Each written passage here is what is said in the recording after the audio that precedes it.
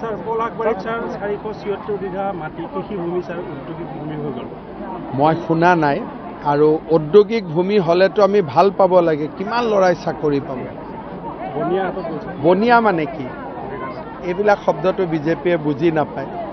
যদি বনিয়াই বুলি ক'ব তেতিয়া মানুহে চাকৰি ক'ত কৰিব? মানুহে এতিয়া আপোনালোকে যাৰ তলত কাম কৰে তেওঁতো বনিয়া, যি চেনেলৰ মালিকত কাম কৰে তেওঁতো বনিয়া। তেওঁ যদি নাথাকিলেহেঁতেন আপুনি চাকৰিটো কেনেকৈ পালেহেঁতেন? গতিকে এই শব্দবিলাকৰ কাৰণে অসমখন পিছুৱাই গ'ল।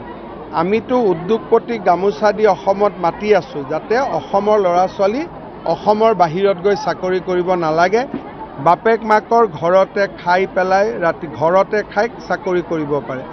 প্ৰত্যেক মাহত 50টাকৈ ল'ৰা মৰি আছে বাহিৰত চাকৰি কৰিবগৈ।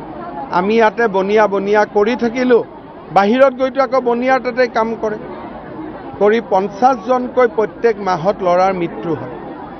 গতিকে আগৰ মানসিকতা আমি ত্যাগ কৰিব লাগে। উদ্যোগপতিসকলক অসমত মাতি আনি যিমান পাৰে উদ্যোগ কৰাৰ সুবিধা দিব লাগে। আসাম টক্স আপোচবিহীন অসম কণ্ঠ।